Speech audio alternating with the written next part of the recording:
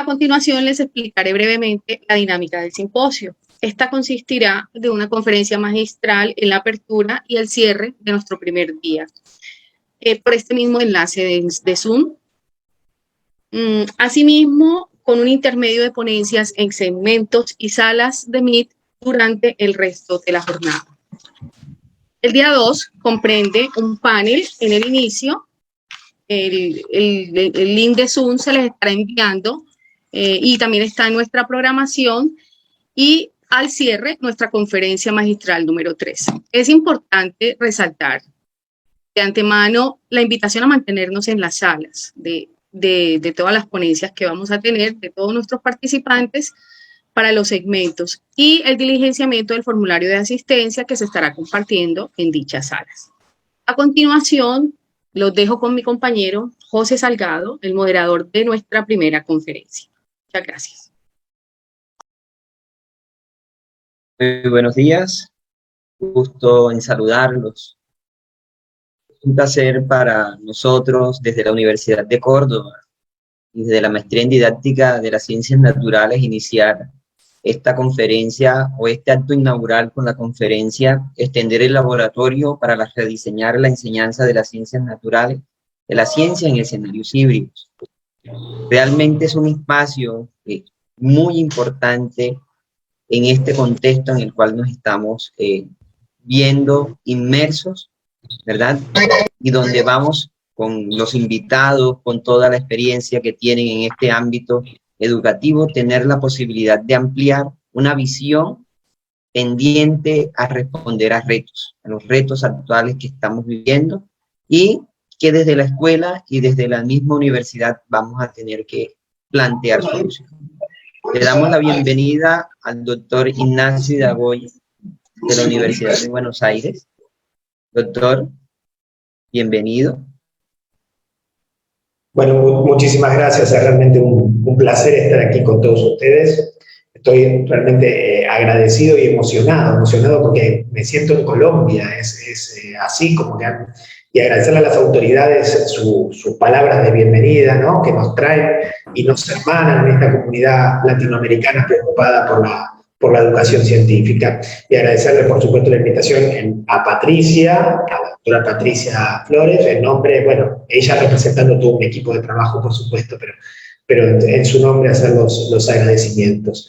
Así que contento de poder estar acá con ustedes, estoy realmente contento, realmente emocionado, veo muchos amigos dando vueltas en esta cantidad, en este mar de cuadritos que esta mañana estamos aquí en Zoom y que realmente auguran un evento maravilloso porque la programación es sumamente convocante, así que seguramente tendremos unos días fantásticos. Hay que ver la imagen y el sonido. Muchas gracias, doctor Ignacio. Bienvenidos realmente y bueno, vamos a hablar un poco de la dinámica de la conferencia. Previo a eso voy a hacer presentación del doctor Ignacio para tener conocimiento de la persona con cual estamos interactuando y realmente reconocer el referente que es frente a todos estos temas de la enseñanza de la ciencia en este contexto que estamos planteando. Entonces, vamos a iniciar una conferencia que va a tener, una conferencia magistral que va a tener un tiempo de 1 hora. Una vez planteado todo este escenario que el doctor Ignacio va a compartir, tendremos media hora de preguntas, las cuales van a poder ustedes, el auditorio que nos acompaña en este momento, alrededor de 135 personas que estamos en esta sala, y realmente agradecemos todos los que están acá. Vamos a tener media hora de la cual ustedes, en el momento que surjan las preguntas, pueden irlas planteando allí en el chat y posterior a esto tendremos el tiempo para la disertación frente a estas preguntas y compartir esas experiencias. La relatora Wanda Mercado, estudiante de la Maestría de Didáctica de las Ciencias Naturales, estará con nosotros también acompañándonos para poder recopilar todas estas inquietudes que vamos a ir planteando y vamos a resolver al final. Sugerimos muy respetuosamente tener los micrófonos apagados, estar muy atentos a este tema porque en algunas ocasiones pues distorsiona la fluidez de la comunicación en estos escenarios que estamos viviendo, y lógicamente pues las cámaras en un caso dado que quieran tener apagadas también lo podrán hacer. Entonces voy a hacer una presentación breve porque no alcanzaríamos acá a hacer todo lo que ha sido la vida del doctor Ignacio, pero vamos a tratar de ser sintéticos y vamos a tratar de destacar los elementos fundamentales de este proceso. Entonces, el doctor Ignacio es doctor de la Universidad de Buenos Aires, bioquímico egresado de la Facultad de Farmacia y Bioquímica de la misma universidad. Es profesor adjunto de la Cátedra de Física de la Facultad de Farmacia y Bioquímica y profesor asociado del Departamento de Química de la Universidad de Kennedy. Desde 2019 conduce la Cátedra Ida Yoga de Química del Ciclo Básico Común de la Universidad de Buenos Aires. Director adjunto del Centro de Investigación y Apoyo a la Educación Científica de la Facultad de Farmacia y Bioquímica e investigador y miembro del Comité Académico del Instituto de Investigaciones en Educación Superior de la Universidad de Buenos Aires. Realiza sus estudios de doctorado, de postdoctorado con una beca interna de CONICET.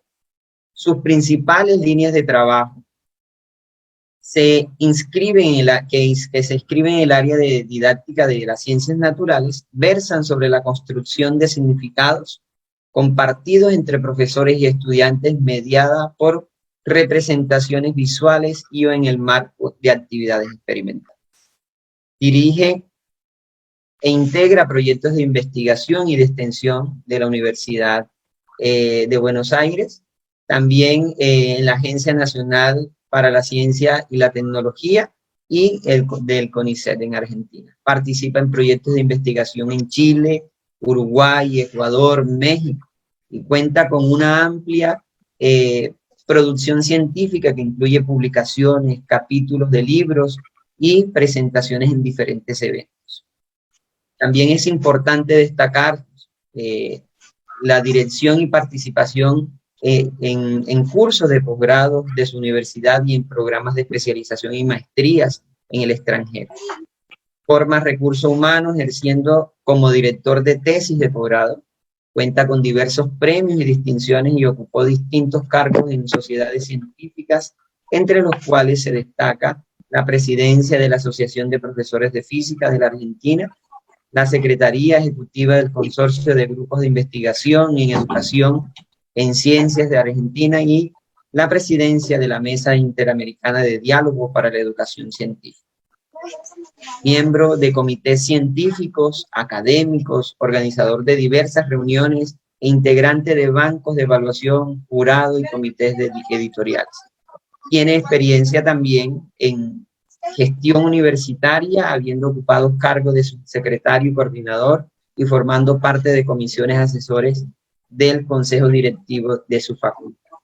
Finalmente, dentro de todo este amplio espectro de experiencia e intervención en este ámbito científico, doctor Ignacio, podemos también destacar su participación en medios de comunicación y haciendo énfasis en temas de divulgación científica.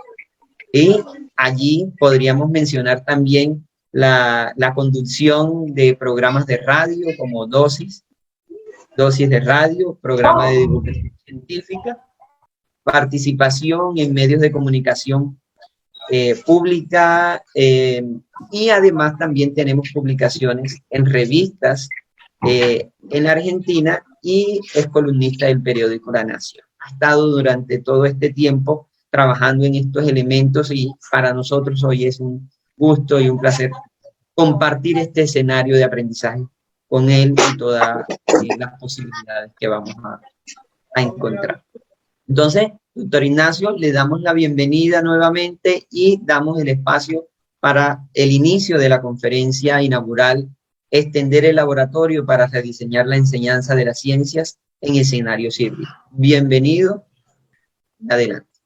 Muchas gracias, José. Muy buenos días de nuevo a todas y a todos. Reiterar mis agradecimientos. Te agradezco la generosa presentación.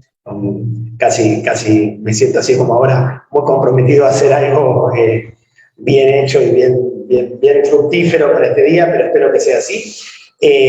Les decía, estoy muy agradecido con las autoridades, con la doctora Patricia, por poder estar hoy con ustedes y muy contentos de estar compartiendo una vez más de esta manera, de esta nueva presencialidad, como la definieron al inicio, poder encontrarnos, poder abrazarnos y poder seguir pensando juntos en lo que nos preocupa a todos, que es la educación en ciencia y tecnología.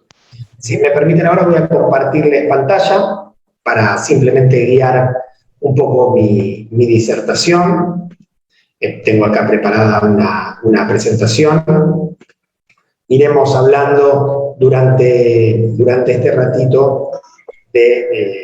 ahí la voy a poner a presentar, listo, ahí la tienen que ver en pantalla completa y vamos a comenzar. Como decíamos, lo que les propongo hoy es hablar un poco sobre la idea de laboratorio extendido, extensión del laboratorio, repensar el laboratorio, es decir, aquello que es troncal en la enseñanza de las ciencias naturales, que son las actividades experimentales, en estos contextos, donde la educación se sostiene en entornos digitales, o en los contextos que están por venir, donde vamos a hablar de distintos niveles de hibridación, es necesario repensar las actividades experimentales como un elemento central en la enseñanza de las ciencias naturales y de la tecnología.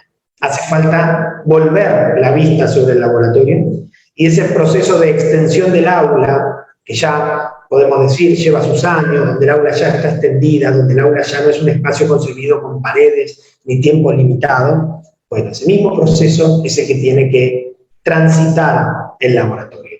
Y eso es un poco lo que voy a tratar de hablar con ustedes hoy.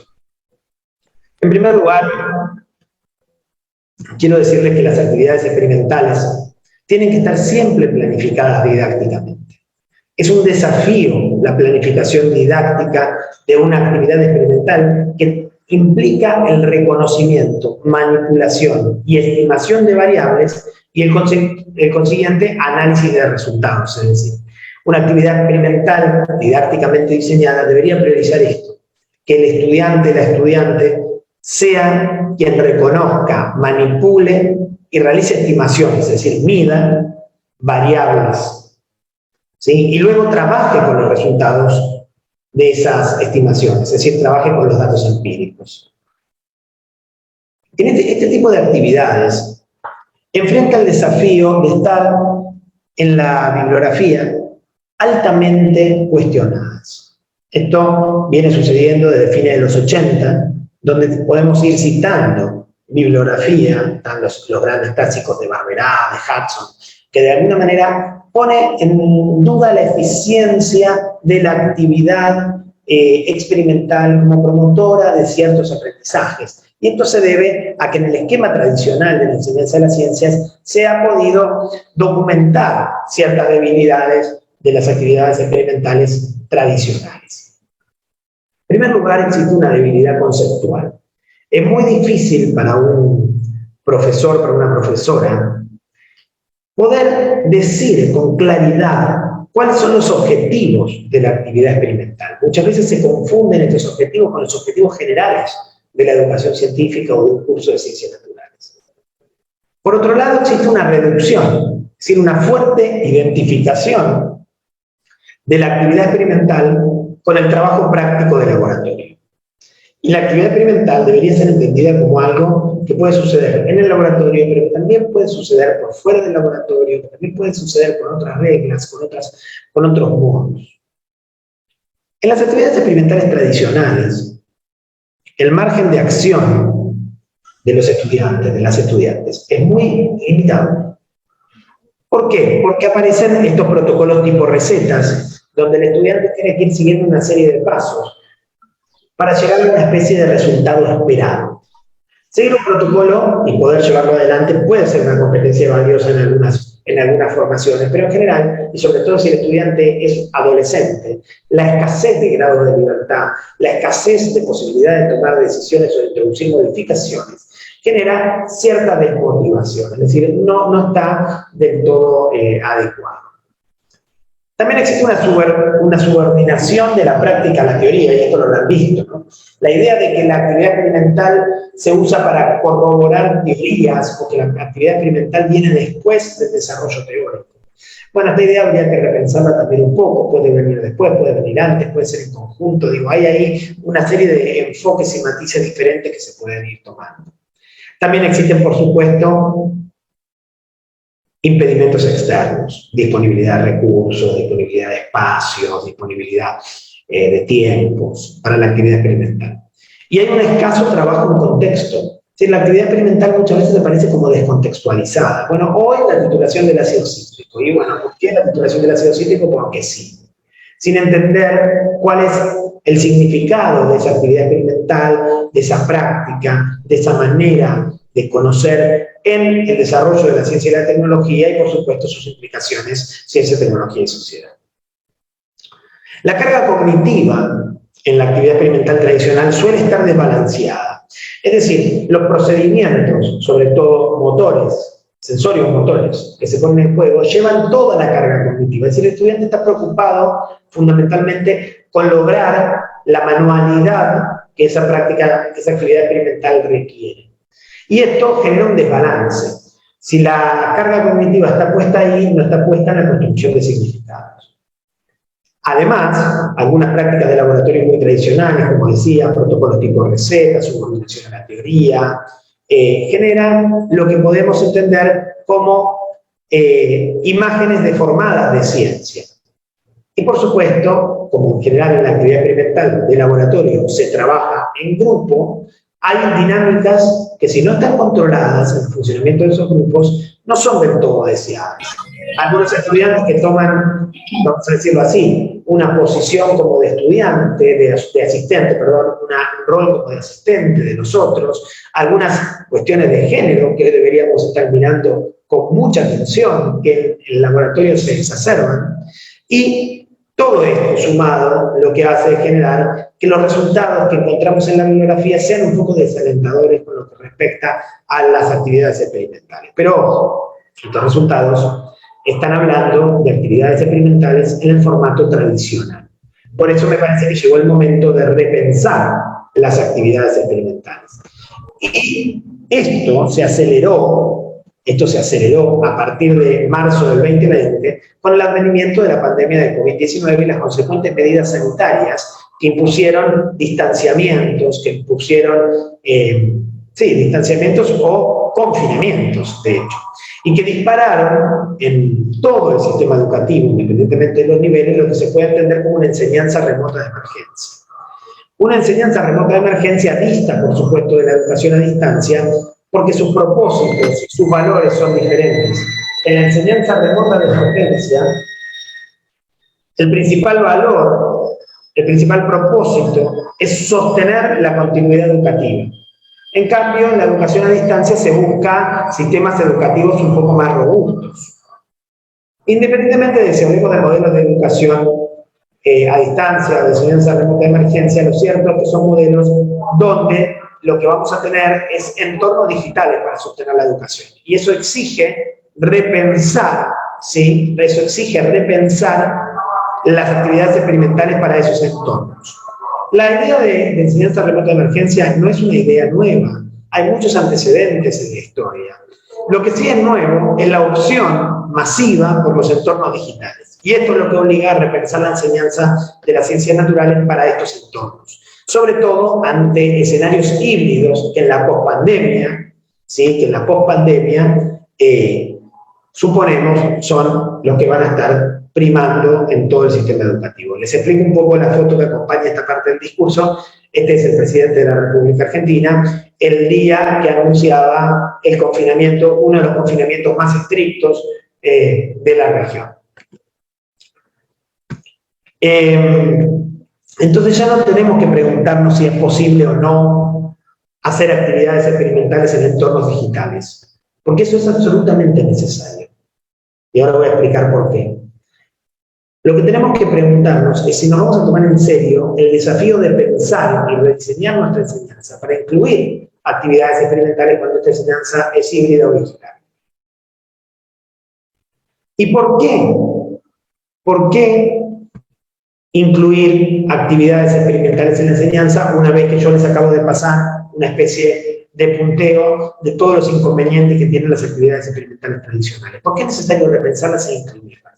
Porque la actividad experimental es un modo privilegiado de conocer en el área de ciencias naturales, pero además es el promotor, ¿sí?, en la actividad de elección a la hora de promover ciertos aprendizajes vinculados a procedimientos intelectuales y procedimientos sensoriomotores. De manera no excluyente, por supuesto, porque la actividad experimental también puede generar aprendizaje de conceptos y aptitudes, pero para lo que es aprendizaje de procedimientos intelectuales y sensoriomotores, es un modo de elección a la hora de enseñar.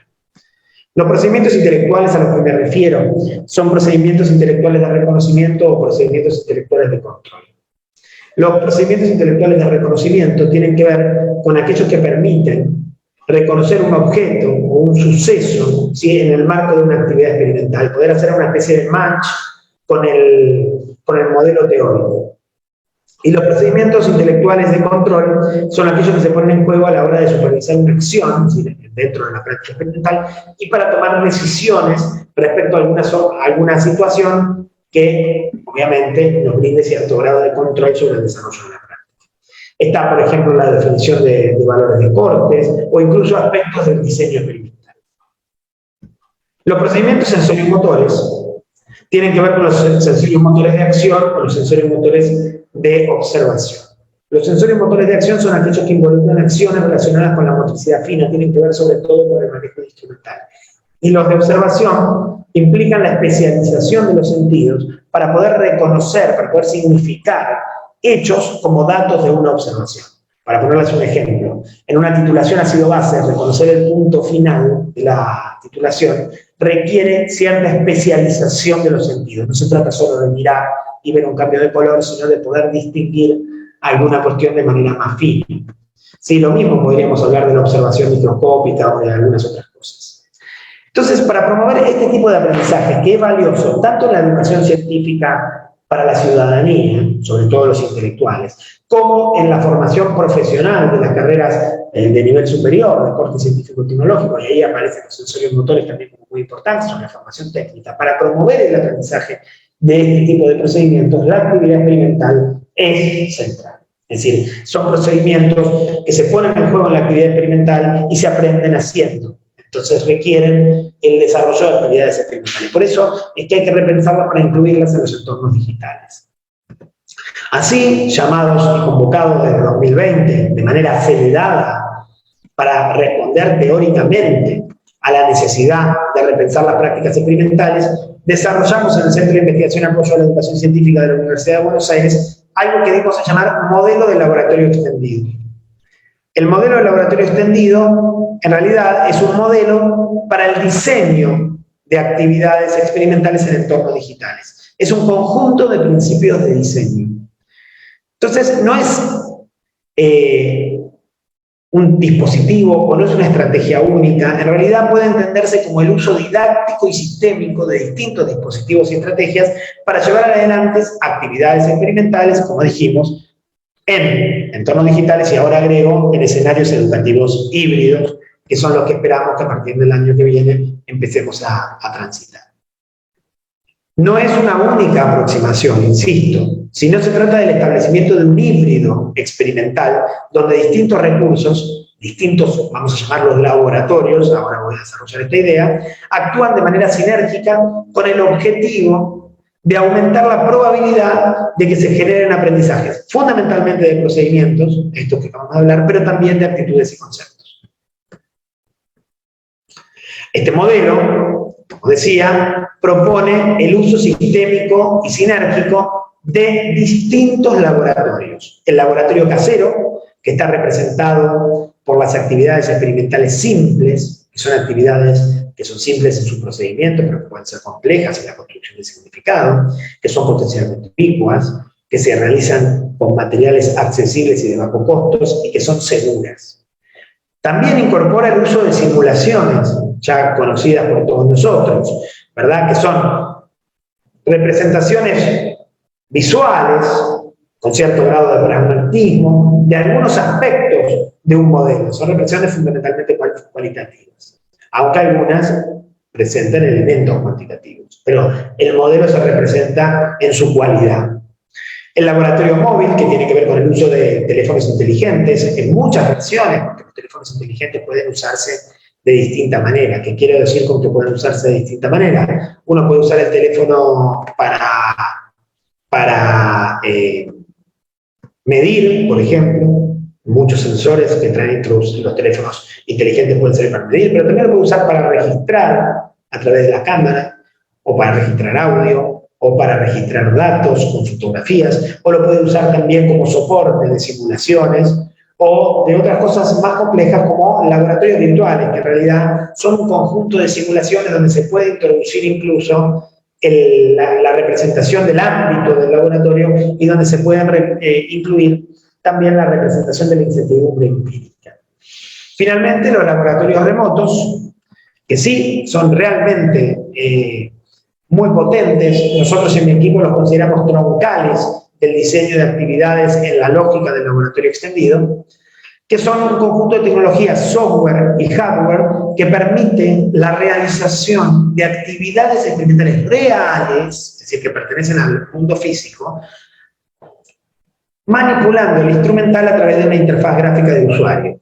De modo que estudiantes y profesores pueden acceder a ese instrumental desde cualquier lugar y en cualquier momento y pueden realizar prácticas reales de laboratorio. El desarrollo en esto está siendo cada vez más importante.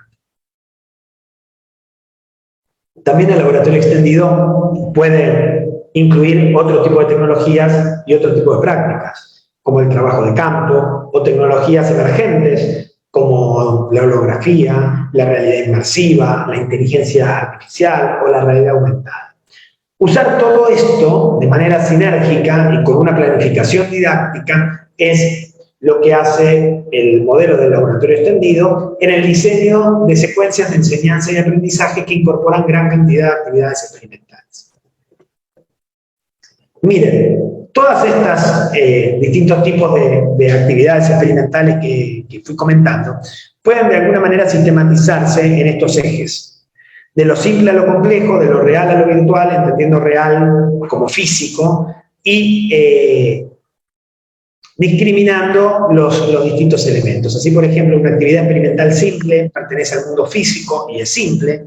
Un laboratorio remoto pertenece al mundo físico, porque la actividad sucede en un laboratorio real, pero es complejo, es de alto nivel de sofisticación. La simulación es simple y virtual, y el laboratorio virtual es virtual y complejo. Con los laboratorios móviles están puestos ahí en el centro de los ejes, porque depende cómo se use el teléfono, la actividad será real o virtual, simple o compleja. Trabajar en esta lógica, donde voy introduciendo distintas actividades experimentales y las voy secuenciando, permite varias cuestiones. Una de ellas, muy importante, es que el laboratorio extendido es un laboratorio simbólico, donde se trabajan los distintos niveles de representación de la disciplina. Donde se trabajan los distintos niveles de representación de la disciplina. Ustedes saben que las disciplinas naturales, suele decirse, tienen 3 niveles de representación. Algunos postulan 4 niveles. Yo voy a manejarme con estos 3. La idea original, que es la idea de Johnston. Nivel macroscópico, submicroscópico y simbólico. El nivel macroscópico es el nivel de las representaciones fenomenológicas, de las propiedades empíricas, ¿sí? Es decir, aquello que se ve a nivel macroscópico, que se representa a nivel macroscópico, es un nivel fenomenológico.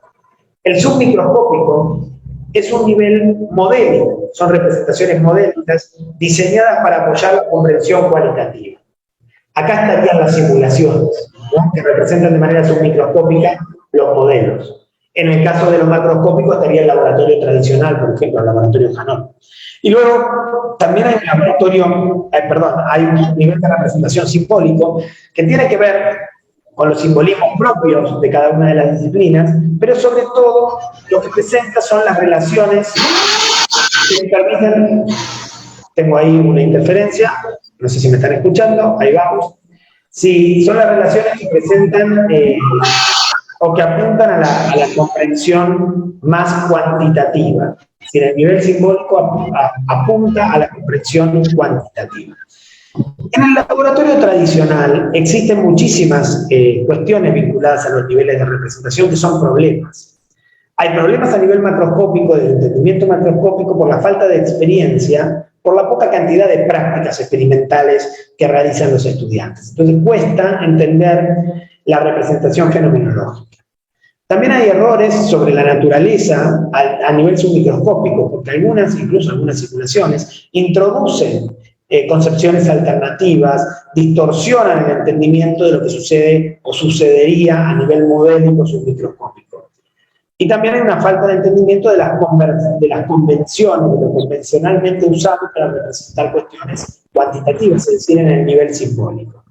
Pero el mayor problema, cuando uno piensa en ciencias naturales, es cómo nos vamos a mover o cómo nos estamos moviendo, ¿verdad?, dentro de estos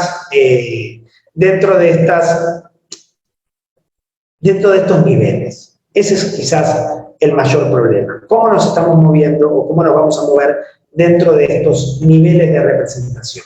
Poder pasar de uno a otro es muy fácil para un experto, pero es muy complejo para un estudiante. Entonces, el laboratorio extendido permite el trabajo simultáneo y coordinado entre los distintos niveles de representación. ¿Por qué? Porque introduce distintos elementos que cada uno ataca, por decirlo de alguna manera, un nivel de representación particular. Además, también decimos que es un laboratorio simbólico. Acá les traigo un ejemplo de un laboratorio remoto de ácido base que nosotros usamos, porque permite trabajar la alfabetización gráfica de los estudiantes a un nivel muy avanzado. ¿Esto se puede hacer en el laboratorio tradicional? Sí, por supuesto. Pero en el laboratorio extendido surge de manera más natural porque es un laboratorio fuertemente visual, dado que la interfaz del laboratorio extendido es una interfaz gráfico-visual. Otro elemento que tiene el laboratorio extendido, otra cuestión a la hora de diseñar la enseñanza con esta lógica, tiene que ver con los distintos tipos de actividades experimentales, porque esto es muy importante, las actividades experimentales no son todas iguales, hay distintos tipos de actividades experimentales. Por ejemplo, están las actividades experimentales que podemos llamar ejercicios. Estas actividades experimentales están diseñadas para el desarrollo de destrezas técnicas o destrezas prácticas. Tienen que ver con aprender a medir, tienen que ver con el uso de algún instrumental específico, la posibilidad de aprender a hacer algún tipo de observación específica. ¿Sí? Y después tenemos otro tipo de actividades experimentales que son de tipo experiencia. Las actividades experimentales de tipo experiencia son aquellas que están preparadas para que el estudiante tome noción de la ocurrencia de un fenómeno natural. Entonces, fíjense qué diferentes que son unos objetivos de otros. ¿Sí? Que no toda actividad experimental persigue los mismos objetivos ni los mismos tipos de aprendizajes. No promueven el mismo tipo de procedimientos. Y después tenemos investigaciones. Las investigaciones son actividades experimentales diseñadas de manera tal que el estudiante se enfrenta a la resolución de un problema abierto, más o menos abierto, y ponen en juego distintos tipos de procedimientos, distintos tipos de actitudes, distintos tipos de cuestiones. Por supuesto, también existen actividades que responden a varios modelos a la vez, es decir, actividades que podríamos considerar mixtas, que combinan elementos de los distintos modelos. El laboratorio extendido, al no proponer la realización de pocas, sino de una gran variedad de actividades experimentales diversas, en diversos soportes y de distinta naturaleza, en una misma secuencia va a introducir siempre los tres tipos de actividades experimentales, en distintos momentos de la secuencia, con el diseño didáctico, por supuesto, del profesor. Y esto es una ventaja comparativamente con el laboratorio tradicional, porque ya no hay que ir a un laboratorio tradicional, sino que el laboratorio está permeado, es poroso, está todo el tiempo entre nosotros la actividad experimental, y podemos ir recurriendo a lo largo de la secuencia a los distintos tipos de actividades experimentales. Entonces acá es donde aparecen desafíos conjuntos. Los profesores tenemos desafíos del diseño de la enseñanza en la lógica del laboratorio extendido, es decir, con múltiples actividades experimentales sostenidas en formatos híbridos, y desafíos de formación. Para hacer esto necesitamos actualizarnos, necesitamos formarnos. El diseño de una secuencia de enseñanza y aprendizaje en el laboratorio extendido, en el modelo del laboratorio extendido, siempre implica esta cuestión: selección, secuenciación y evaluación de actividades. Entonces acá el profesor toma un rol, si se quiere, más de curador, es el curador de la actividad experimental, el que va a ir seleccionando incluso actividades experimentales, recursos y laboratorios que no fueron diseñados por él mismo, sino que pueden ser diseñados por otros, y las va a ir curando, es decir, va a ir armando una secuencia que tenga un sentido didáctico, un objetivo didáctico claro, que persiga objetivos de aprendizaje lógicos, donde lo que se va a ir armando es un entramado de distintos tipos de actividades experimentales con distintas naturalezas. Resolviendo lo que decía de alguna manera Gil Pérez hace ya unos años atrás, de que la educación científica requiere una revolución de lo experimental. Bueno, aquí hablamos de esto: maximizar el número de actividades experimentales y la diversidad de estas actividades experimentales. Otro aspecto importantísimo del laboratorio extendido es que el laboratorio extendido supera esa cuestión aséptica y descontextualizada del laboratorio tradicional. En el laboratorio extendido, todas las actividades experimentales pueden estar enriquecidas en contexto, y esto se logra sobre todo a través del uso de una narrativa transmedia.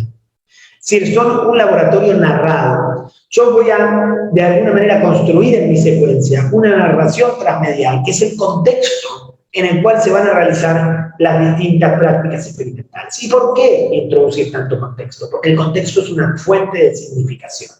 Si estamos, por ejemplo, en educación superior, una fuente de contexto muy habitual suele ser el ejercicio profesional, es decir, la problemática del ejercicio profesional de la titulación.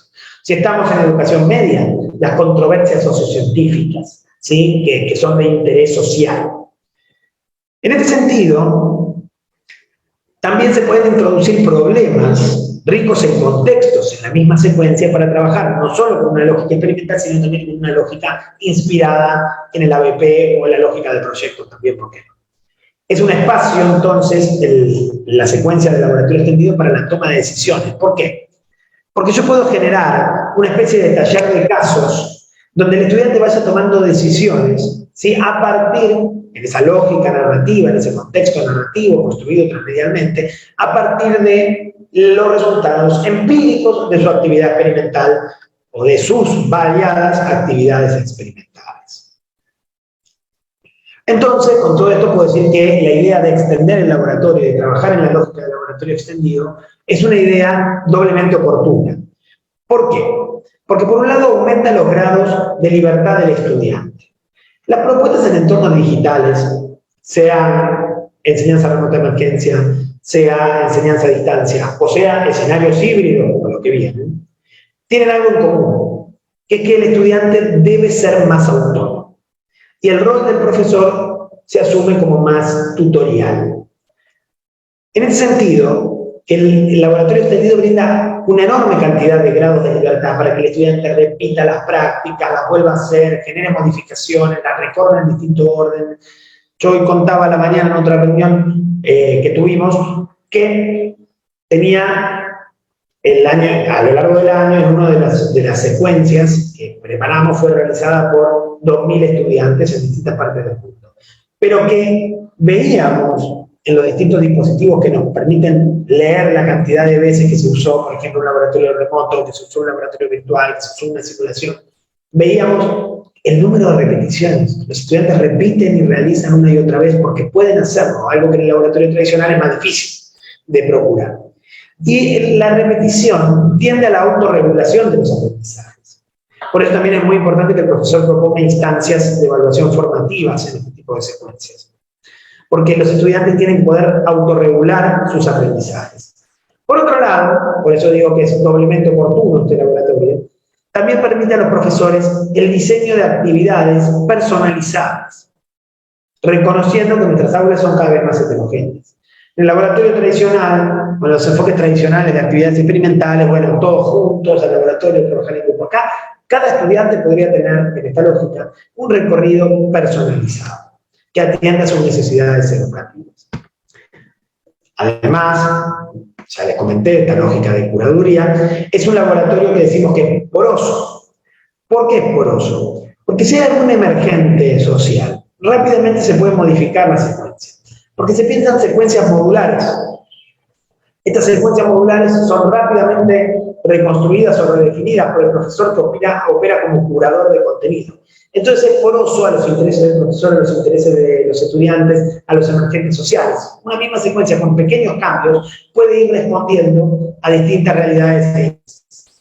Es cooperativo, porque a diferencia del laboratorio tradicional, en el laboratorio extendido uno puede fijar dinámicas de grupo específicas. Es decir, bueno, vos vas a tener, esto también se podría hacer en el laboratorio tradicional con un poco más de esfuerzo. Vos vas a tener este rol, vos vas a cumplir esta tarea, vos vas a realizar este trabajo. Entonces, en el laboratorio se genera una lógica que ya no es un trabajo solo en grupos, sino que es un trabajo cooperativo, es un nivel de cooperación mayor. Es solidario, porque los elementos,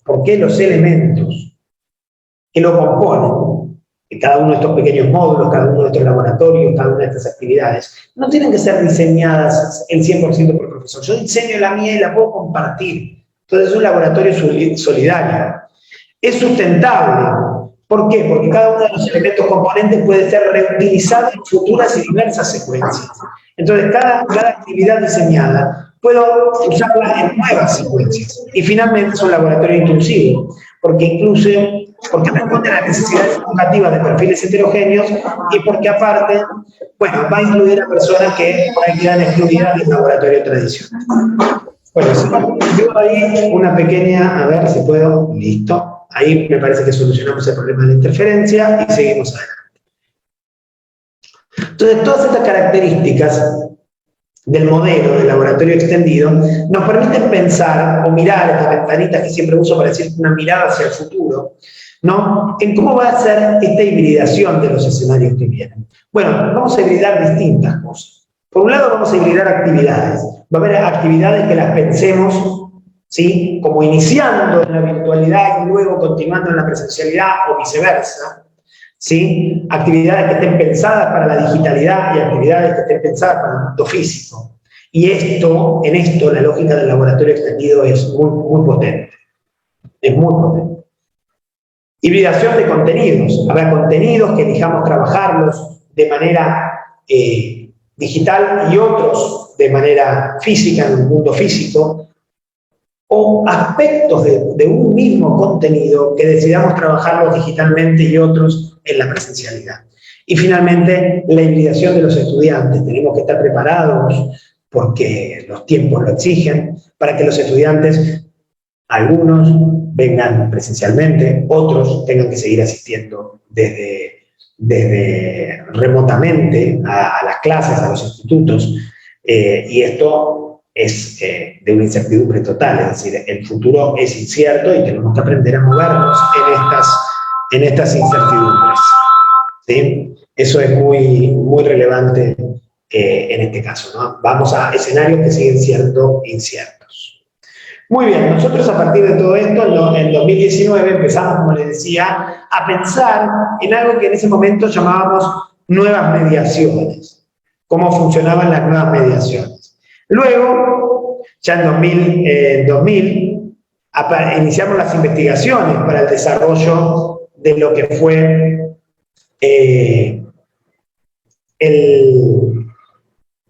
el modelo del laboratorio extendido. Empezamos a trabajar con esto y apareció en el tercer cuatrimestre del 2020 el proyecto de desarrollo estratégico que nos permitió consolidar el modelo del laboratorio extendido y dio lugar a algo que llamamos programa SciLab, que de esto les quiero contar un poquito.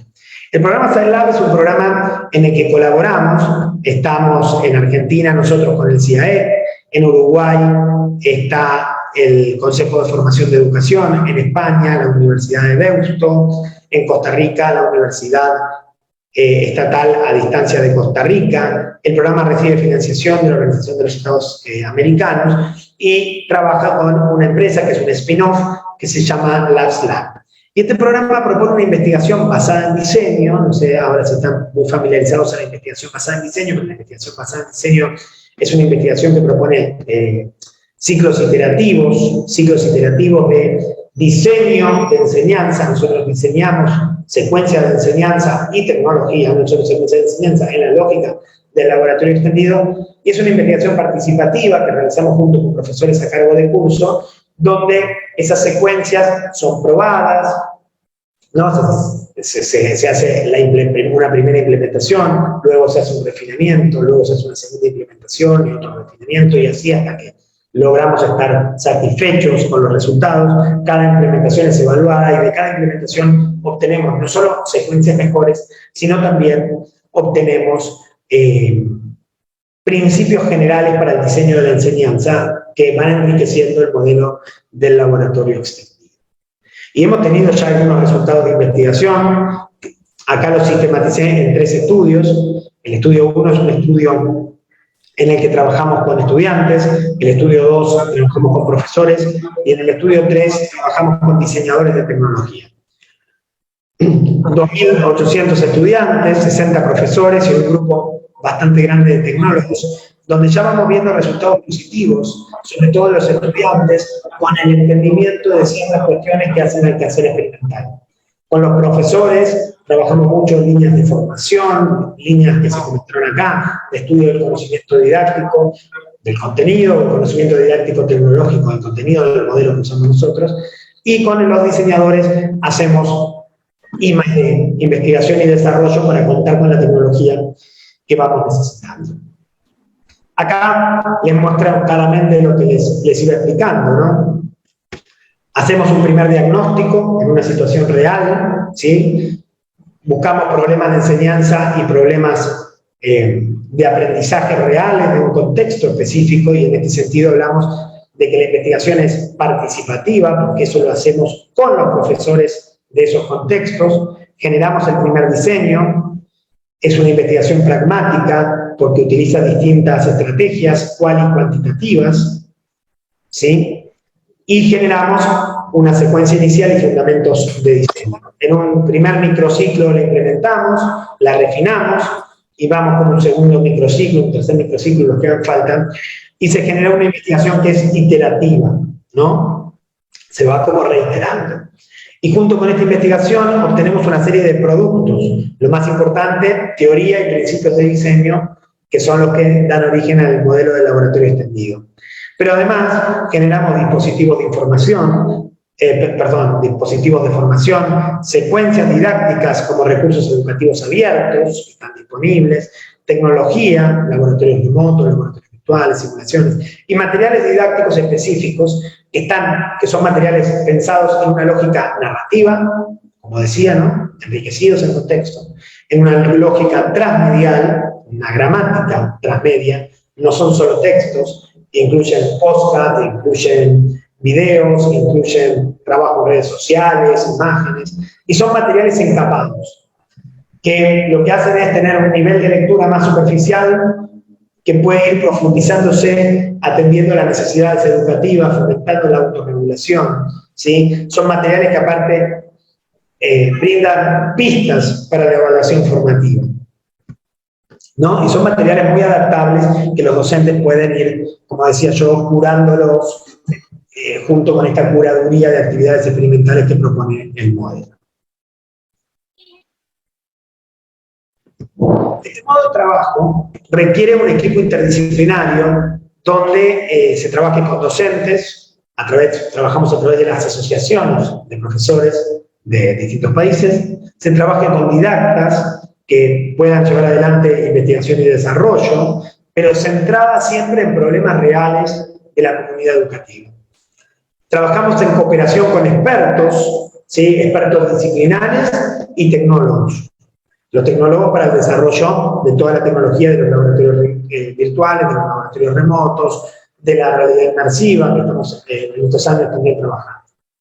Pero más allá de que nuestro modo de trabajo para construir el modelo de laboratorio extendido y para construir nuestras secuencias, lo importante, lo que yo quiero dejar como claro en esta intervención, es que el laboratorio extendido es un conjunto de principios, ¿sí? Que pueden trabajarse y construirse como lo hacemos nosotros de la lógica de la investigación, pero que también pueden incorporarse, ¿sí? De manera más directa, fomentando la reflexión. Es decir, esta intervención intenta ser una invitación a repensar nuestra enseñanza, considerando los principios del laboratorio extendido que yo les acabo de comentar.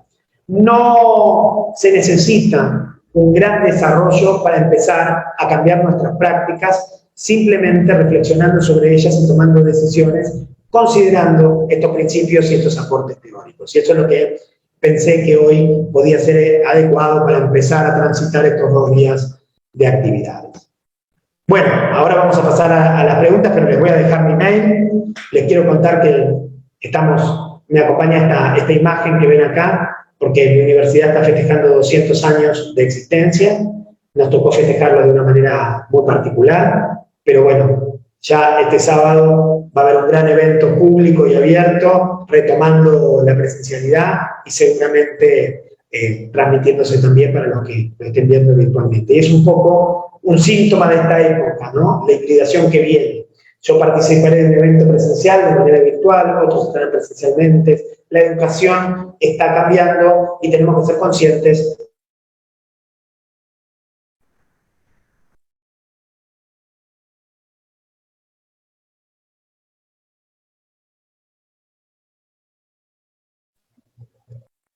Demasiado. Doctor Ignacio, muy interesante la presentación, ¿verdad? Vamos a hacer la invitación a los asistentes que a partir de este momento está abierto el chat para hacer las preguntas que creamos pertinentes. Entonces, voy haciendo ese anuncio y de inmediato pues haré un comentario general mientras van redactando esos comentarios y esos elementos que seguramente van a ser muy contextualizados y pertinentes para enriquecer todo este proceso de diálogo que se va a mantener en este momento. Realmente hemos visto una visión bastante interesante de esta posibilidad de extender ese laboratorio, atendiendo inicialmente, pues ustedes venían haciendo un trabajo previo, ¿verdad? Pero el contexto, la situación contextual ha potenciado, diría yo, toda esta visión de la extensión del laboratorio. Entonces, fíjense, aquí hay unos elementos súper interesantes que vamos a tener que ir analizando. Y tiene que ver con esos elementos narrativos, los transmediales, las capas, que se van a ir teniendo en cuenta para toda esta diversificación y posibilidades del laboratorio. Entonces, realmente nos deja acá un amplio espectro de posibilidades. Vamos a ver qué opinan los asistentes, cuáles son las dudas que surgen y cómo logramos entonces profundizar en algunos elementos que seguramente, para mi parecer, van a tener amplios conceptos, elementos contextuales, a ver, dudas, porque lógicamente los escenarios, aunque son similares, son distintos. Vamos a empezar a mirar. Acá tengo al profesor Walter Vivero. Nos hace una pregunta sobre el laboratorio usando modelos para construir competencias científicas de forma dialógica y usando la historia y la filosofía de las ciencias. ¿Es válido? Es la pregunta que le hace. Sí, totalmente. Bueno, esto es importante, por ahí lo voy a partir y la voy a ir contestando por partes. El laboratorio extendido debe tener una mirada epistemológica permanente, ¿no? Hay que hacer una especie de vigilancia representacional una vigilancia epistemológica de esa secuencia, ¿no? Para también tratar de ver 2 o 3 cuestiones. Primero, que no estemos deformando ni forzando ningún contenido ni ninguna idea. Y segundo, para entender cuál es la naturaleza de la ciencia en la que nos estamos moviendo. Y cuál es la naturaleza de la disciplina que esta secuencia promueve, ¿no? ¿De qué estamos hablando? Hay que tener mucho cuidado con las visiones deformadas de ciencia, hay que hacer una vigilancia muy estricta, esto es una tarea del profesor permanente. Para construir esa naturaleza de la ciencia, los aportes de la filosofía y de la historia de la ciencia son fundamentales. Y en la lógica de trabajo, en esta narración transmedial que de alguna manera engloba todo lo que hacemos en esta secuencia, hay que incorporar elementos de la historia, incluso algún elemento de la filosofía de la ciencia de manera casi explícita. De manera casi explícita. Y otros que se los irán trabajando en el diálogo permanente con el profesor.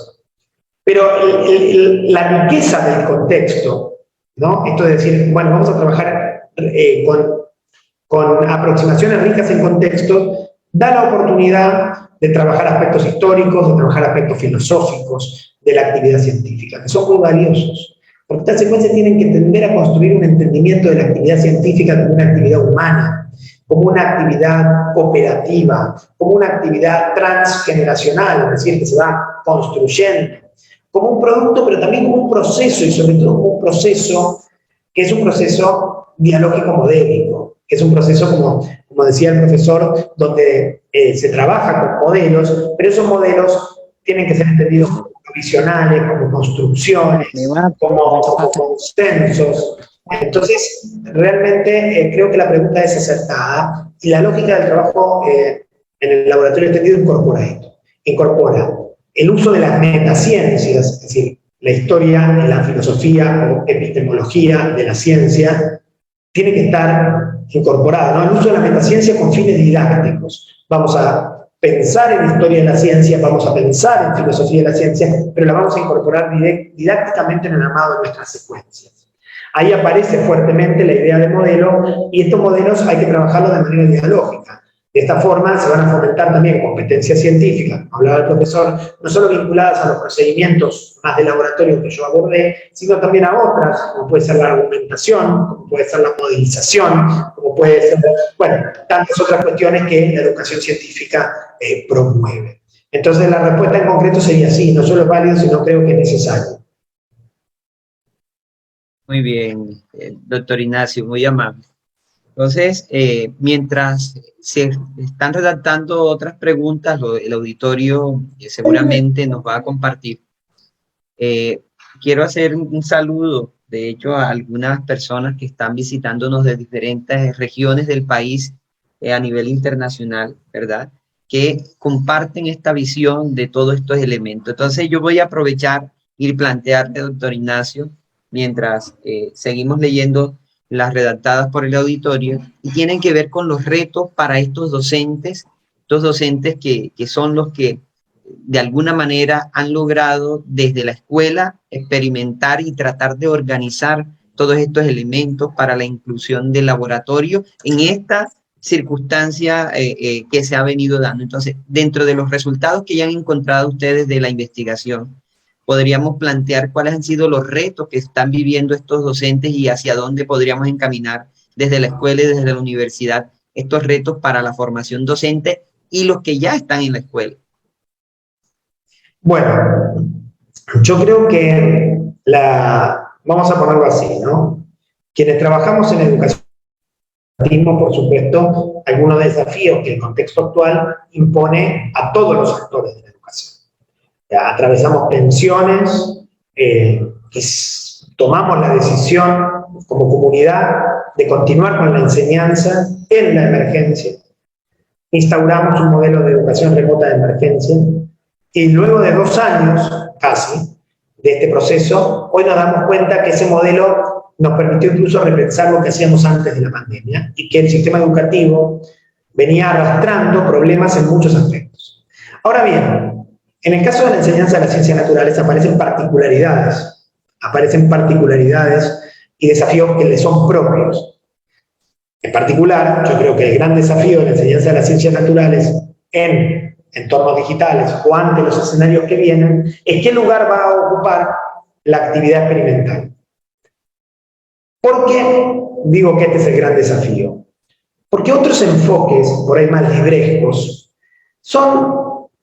están más probados, hay más experiencia en cómo sostenerlos en entornos digitales, ¿no? Enfoques por ahí más basados en la clase magistral, enfoques más basados exclusivamente en la resolución de problemas que no terminan de ser problemas, sino que son quizás solamente tareas de lápiz y papel muy mecanicistas. Esos enfoques son fáciles de instalar. El problema es que si uno dice, no, yo quiero hacer una enseñanza de las ciencias naturales rica en actividades experimentales, con un tratamiento del contexto, donde esté la argumentación, la modelización, donde voy a poner énfasis en los procesos intelectuales, sensorios y motores. Bueno, ¿cómo se hace eso en un entorno digital? Esa es la gran pregunta que nos hemos hecho durante este tiempo y a la cual estamos empezando a dar respuesta. Entonces, los desafíos que tienen los docentes es,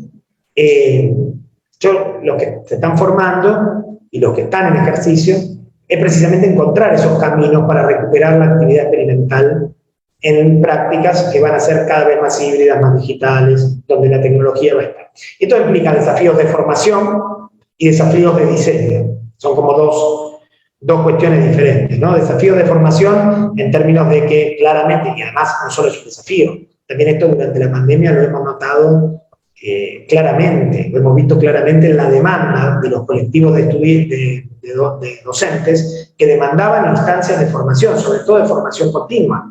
Si ese docente en ejercicio, demandándole a las universidades, demandándole a los institutos, formación continua. Nosotros, por ejemplo, hace relativamente poco, lanzamos un curso, en una semana, la inscripción a un curso, y lo tuvimos que cerrar el mismo día. El mismo día porque eran de asientas las inscripciones, y esto habla de una necesidad real y sentida del profesorado de ponerse de querer reflexionar sobre sus prácticas, de querer cambiar sus prácticas y de necesitar hacer eso acompañados de espacios académicos. ¿No? Entonces, esos son desafíos de formación que creo que están. El segundo tipo de desafíos es el desafío del diseño. Acá hablamos de los tiempos, ¿no? Que tomaría diseñar una secuencia, que tomaría probarla, que tomaría validarla. Y la soledad de muchos profesores, y esto hay que decirlo, ¿no? La soledad de muchos profesores en nuestro continente, a la hora de diseñar y de pensar sus prácticas. La falta de equipos de trabajo que puedan dar respuesta, ¿no? Esto de trabajar en solitario, hacer frente solo, esto es común a todos los países latinoamericanos, en algunos mejor, en algunos peor, y hablemos de condiciones quizás laborales que tampoco ayudan a tener esos tiempos que implicaría el diseño. Entonces yo diría que los desafíos van por dos lados. Por un lado, desafíos de formación, y por otro lado, desafíos en el diseño, sobre todo vinculados a los tiempos y recursos necesarios para generar diseño de secuencias de enseñanza y aprendizaje que respondan a las exigencias actuales. Muy bien, doctor Ignacio. Bueno, entonces queda allí elementos de formación y de diseño, ¿verdad? Entonces tendríamos aspectos para rescatar. Entonces aparece una pregunta planteada por Angie Caterine Rosero. ¿De qué manera la implementación del laboratorio promueve el pensamiento crítico en los estudiantes? Creería que podríamos hacer ahí un énfasis, doctor Ignacio. Sí, bueno, en este sentido voy a decir primero algo que creo. Yo creo que el laboratorio, entendido como un conjunto de actividades experimentales, no lo voy a tomar así, ¿no? La actividad experimental es eso, es una actividad experimental y es una actividad donde el estudiante, si la realiza, va a haber experimentado algo. Pero las actividades aisladas, descontextualizadas, no promueven ningún tipo de pensamiento crítico. Si la actividad del laboratorio por sí sola no puede promover nada. La cuestión es que este laboratorio tiene que estar secuenciado, este laboratorio tiene que estar pensado didácticamente. Es decir, cuando hablamos de laboratorio extendido, hablamos de secuencias de enseñanza y aprendizaje ricas en actividades experimentales en entornos digitales, pero que aparte siguen teniendo todo aquello que tienen las secuencias. Tienen que tener objetivos de aprendizaje muy claros, tienen que tener un desarrollo metodológico también muy consistente, estar enfocadas, es decir, tienen que tener un enfoque didáctico.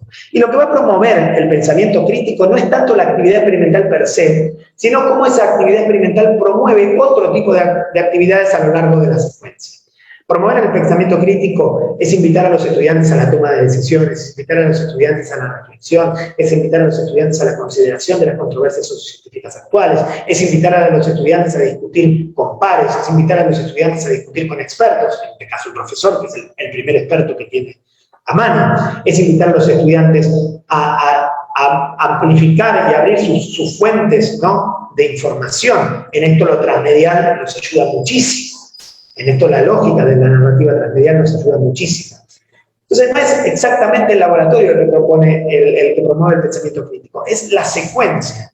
Y es el profesor, en este rol más tutorial, en este rol de curador del contenido, el que va a poder estar como llevando al estudiante en este recorrido, donde entre otras cosas, el estudiante tendrá que aprender a hacer preguntas, el estudiante tendrá que aprender a argumentar, el estudiante tendrá que aprender a modelar, y el estudiante tendrá que aprender a analizar críticamente la realidad en base a esas experiencias, ¿no?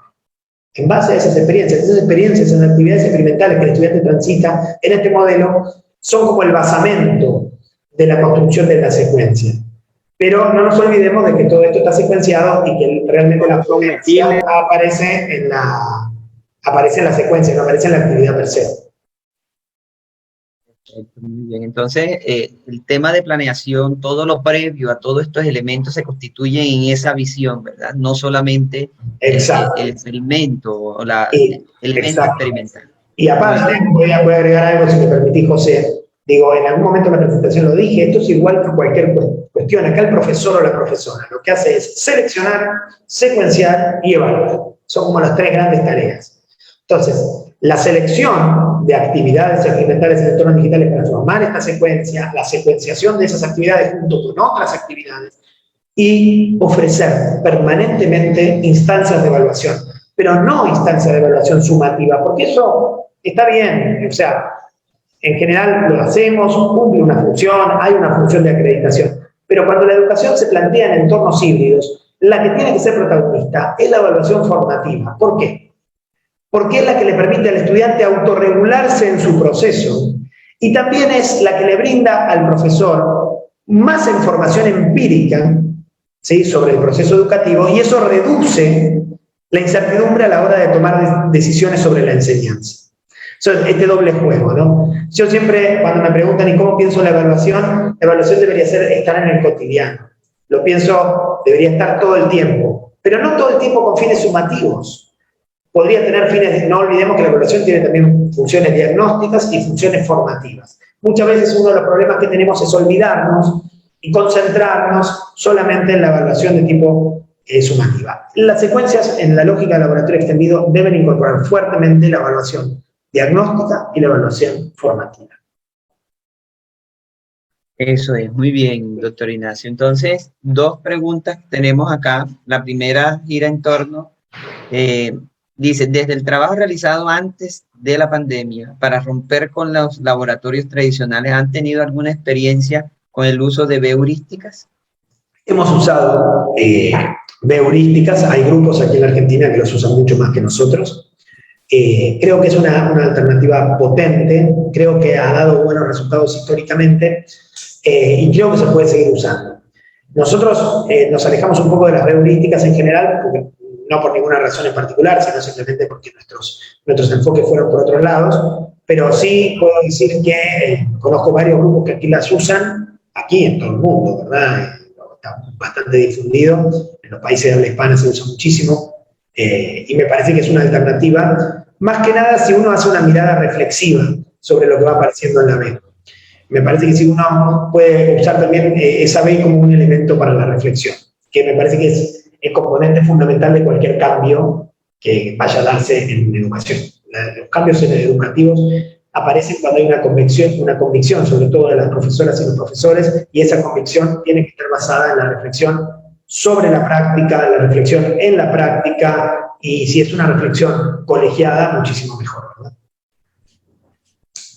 Muy bien, gracias, doctor. La siguiente pregunta de Sandra Mena, la profesora Mari Luz, hacia la anterior, Sandra Mena Córdoba nos plantea, ¿cómo hacer que el docente en formación y en ejercicio de educación inicial, básica, primaria y secundaria se sumerja y o aprenda a hacerlo en los escenarios naturales de contextos biodiversos como los laboratorios extendidos, en el momento de realización de su dinámica de enseñanza-aprendizaje? Bueno, este es uno de los desafíos que planteaba, ¿no?, inicialmente, ¿no?, los desafíos que había yo resumido como desafíos de formación. Los desafíos de formación tienen como dos caras, ¿no? Por un lado está el que está en el desafío de formarse y está buscando la manera de hacerlo, y por el otro lado está los que tenemos la responsabilidad de ofrecer esas instancias de formación. Y la verdad que ahí hay que decir que es muy variado lo que se estuvo viendo en este tiempo. Yo creo que es importante que tengamos en cuenta que a la hora de diseñar instancias de formación continua del profesorado, es decir, continua incluso situada el profesorado en ejercicio, parece que hay que ser muy medido en las dinámicas de la oferta formativa es muy importante, porque tienes una oferta formativa que sea de alguna manera que pueda convivir con las obligaciones de los docentes, con el desgaste de los docentes, con la dedicación de los docentes, con los tiempos de los docentes. Entonces me parece que en estas instancias de formación habría que priorizar la formación asincrónica, habría que priorizar la formación en espacios digitales, por supuesto, habría que tratar de que esa formación sea, aparte, promotora de cambios instantáneos. Y esto lo hacemos mucho en nuestros cursos. Es decir, trabajar en el curso de manera sincrónica, si se puede, o con algunos encuentros sincrónicos si es necesario, a distancia, en horario que los profesores puedan, pero a lo largo del curso, de la instancia de formación, taller o lo que sea, incorporar ya los cambios desde el principio. Es decir, pedir como trabajo dentro de ese curso que el docente piense, proponga, identifique problemas y proponga soluciones para su entorno real. Esto es mucho trabajo para el capacitador, mucho trabajo para aquel que guía el espacio de capacitación, pero los efectos son mucho más significativos. Es decir, tomarse el trabajo en el espacio de capacitación docente, decir, bueno, te vamos a acompañar a que resuelvas un problema que es tuyo, de la manera que vos lo quieras resolver, y nosotros estaremos para aportar modelos teóricos, para aportar conocimiento del manejo de, por ejemplo, tecnología, para aportar conocimiento didáctico en términos de diseño, para poder reflexionar, para que haya alguien con quien puedas discutir esto que querés plantear. Incluso nosotros en muchos de nuestros cursos, como trabajo final del curso, le pedimos a los profesores que nos cuenten qué cambio, ¿no? A través de algún tipo de formato, no importa, pero digo que ya preparen una protosecuencia, por decirlo de alguna manera, incorporando las cosas aprendidas para el curso. Es decir, me parece que la capacitación docente hoy tiene que estar más enfocada en resolver problemas reales, es decir, que dejar de discutir en una retórica exclusivamente académica y permitir que los profesores que se acercan a las capacitaciones puedan plantearles cuáles son sus problemas reales y podamos acompañar en la resolución de esos problemas a partir de los modelos teóricos, y no discutir sobre la nada y sobre el modelo y nada más que el modelo, sino ver cómo ese modelo se pone en juego, y eso me parece que genera cambios significativos en el comportamiento de los docentes, porque realmente ellos están resolviendo ahí, ¿sí? Nosotros mismos estamos colaborando en la resolución de un problema. Muy bien, doctor. Hay otra pregunta que gira, yo diría que en torno, en algunos elementos con esta que acabamos de responder, y se plantea de la siguiente manera. ¿Cómo a partir de un laboratorio extendido, si no hay una alfabetización en cuanto a TIC, y cómo esta cambia la perspectiva de la didáctica de las ciencias? Bien, es un punto, ¿no? Digo, a veces algunos de los obstáculos que encontramos a la hora de avanzar en el diseño de la enseñanza con actividades experimentales en entornos digitales es que algunos profesores quizás no se sientan del todo cómodos con algunas mediaciones tecnológicas, que algunos estudiantes quizás no tengan los niveles de alfabetización deseados, y ni hablar en una región como la nuestra, que no es pobre, pero que es absolutamente desigual, donde hay mucha gente que tiene mucho dinero y mucha gente que no tiene nada, los problemas de acceso también, ¿no? Muchos estudiantes que no pueden acceder, digamos, a las conexiones o a la tecnología, muchos profesores, muchas instituciones que tampoco pueden acceder. Entonces, hay como dos cuestiones. Una cuestión de la alfabetización y otra cuestión que es el acceso vinculado a las tecnologías. Por eso yo comenté que uno de los resultados, uno de los productos, son materiales encapados. Lo que no les terminé de decir es que también son materiales multiplataforma.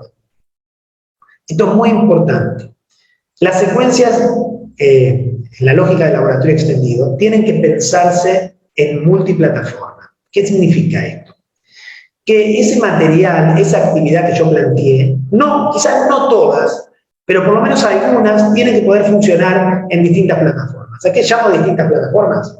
Por un lado, distintas pantallas. No pensemos nunca que nuestros estudiantes van a tener una computadora, una PC, porque pueden solo tener quizás un celular. Y pueden ir, como me pasaba a mí cuando estuve trabajando aquí en una de las provincias más pobres de la Argentina, que durante la pandemia los chicos se acercaban a la escuela estaba cerrada, por supuesto, ¿no? Pero los chicos se acercaban a la escuela para poder tener 15 minutos de Wi-Fi conectándose a la red de la escuela y bajarse los materiales al teléfono, que era su único dispositivo, ¿no? Vale decirlo que este país en otras épocas le entregaba a todos los estudiantes que iban a la educación pública una computadora personal a cada uno.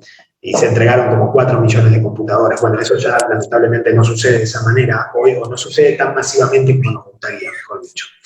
Entonces, a veces hay que pensar cuál es el dispositivo donde se accede, pero también hay que pensar que pueden no tener internet, pueden no tener contacto, y entonces el laboratorio extendido, si bien plantea esta lógica de la digitalidad, también genera materiales que son plataformas, y dentro de esa multiplicidad de plataformas está la plataforma gráfica, está el papel. Es decir, estos materiales que generamos tienen que tener al menos alguno de ellos, la posibilidad de trabajarse sin conexión, la posibilidad de trabajarse, digamos, en formato papel. Cuando yo hablaba de encapado y hablaba de lo multiplataforma, bueno, no era hoy el momento para discutir quizás cada uno de los materiales que nosotros pensamos. Pero en general hay una capa de lectura que tienen estos materiales que incluso podría imprimirse para trabajarse. Es una capa de lectura superficial, pero que atiende también a la heterogeneidad en ese sentido. Entonces, las limitaciones de acceso y las limitaciones de alfabetización no deberían ser un problema para trabajar en la lógica del laboratorio extendido, y deberíamos incluso entender que trabajando en esta lógica aportamos a distintos tipos de alfabetización. Una de ellas, la alfabetización en tecnología. Otra, la alfabetización gráfica, que es muy importante porque es un laboratorio profundamente visual, donde se trabaja con representaciones gráficas, donde se trabaja con representaciones de corte modélico. Así que sí, entiendo que puede ser una complicación, y entiendo que puede demandar mucho trabajo, pero también entiendo que un diseño adecuado de los materiales ayuda, y que el laboratorio extendido es un aportante a esa alfabetización. De hecho, no solo aporta la alfabetización en tecnología de los estudiantes, sino que favorece a que los docentes estemos cada vez con mayor dominio de las tecnologías. Excelente, doctor Ignacio. Vamos con otra inquietud. Tiene que ver con cuáles son los riesgos que se corren al limitar la dimensión práctica presencial al mero uso de simuladores y herramientas web, tipo simuladores que se describen allí en la pregunta. Sí. Bueno, ese riesgo es altísimo. Es altísimo y es peligrosísimo pensar que un solo tipo de abordaje experimental puede reemplazarlo. Digo, si ustedes vieron cuando yo charlaba y decía, bueno, el laboratorio extendido tiene elementos que pertenecen al mundo real, tiene elementos que pertenecen al mundo virtual, tiene elementos que son software, tiene elementos que son otras cosas. Un simulador, por ejemplo, acá la pregunta va orientada fundamentalmente a simuladores o herramientas web de este tipo, tipo FET, que están muy bien, y yo, la gente de FET, he trabajado mucho con ellos y creo que son muy potentes, pero trabajan a este nivel submicroscópico, otras pueden permitir algunas cosas y otras no. Entonces, el problema es pensar que vamos a poder reemplazar. No, el laboratorio presencial tiene que seguir existiendo, tiene que seguir estando, y tiene su lugar en el armado de secuencias en la lógica del laboratorio extendido. También lo tienen las simulaciones, también lo tienen las actividades experimentales simples, que de simulación no tiene nada, son actividades que uno realiza, que el estudiante realiza. Si las realiza uno, no es una actividad experimental simple, pero si el estudiante las realiza, las puede realizar en su casa, con materiales accesibles, el trabajo de campo, que es tan valioso. El uso de un teléfono celular para medir no es lo mismo que una simulación, porque ahí hay un dato empírico. Y el uso de los laboratorios remotos, que no son simulaciones, que son laboratorios reales. Entonces, todo este conjunto funciona de manera sinérgica y tiene que estar sistematizado en una secuencia.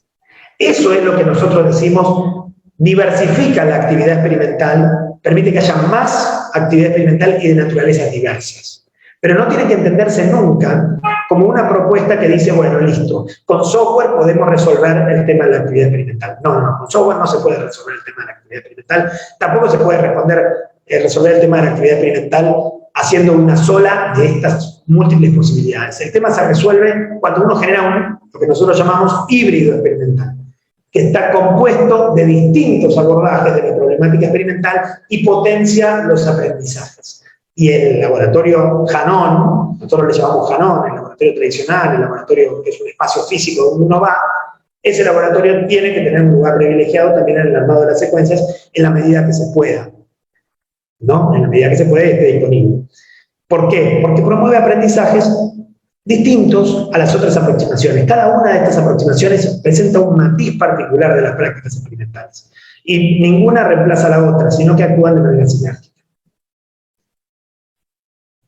Muy amable, doctor Ignacio. Bueno, con esta pregunta finalizamos esta ronda de inquietudes, de duda, de disertación, ¿verdad? Para tratar de comprender, de contextualizar esta propuesta de laboratorio extendido, que estoy muy seguro que todos los profes que están acá, tanto en formación como en ejercicio, van a tener una mirada, y ya estamos adquiriendo una mirada distinta a esta posibilidad de laboratorio que el mismo contexto, las circunstancias han potenciado y nos plantean retos desde la escuela en cualquier nivel, desde la universidad en su nivel de formación, tanto de docentes de formación inicial como los que ya también están en los escenarios que están requiriendo, como el ejemplo que usted planteaba en su contexto, frente a las necesidades que existen. Entonces, realmente quedan elementos planteados, esa hibridación que vamos a tener que ir abarcando de manera muy crítica y coherente frente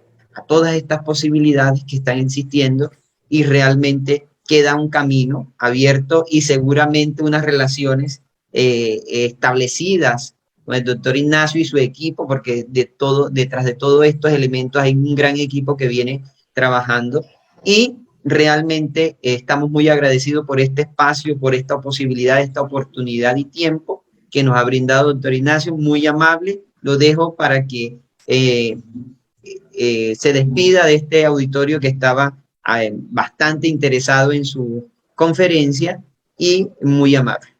No, el agradecido soy yo, vuelvo a reiterar mi agradecimiento. Realmente estoy muy contento de participar. Decía al principio, me siento así abrazado por esta situación en esta situación de pandemia, donde no nos podemos ver personalmente, pero podemos estar conectados, podemos estar un poco en Colombia, un poco en Argentina, un poco en otros países. Digo, uno puede tener esta posibilidad que también nos ha dado la pandemia, y realmente les auguro, vuelvo a reiterar mis felicitaciones, mi agradecimiento, bueno, a vos, José, a Patricia, a todos los que están haciendo este congreso, y estoy seguro que serán 2 días de trabajo extraordinario. Así que muchísimas gracias de nuevo y felicitaciones.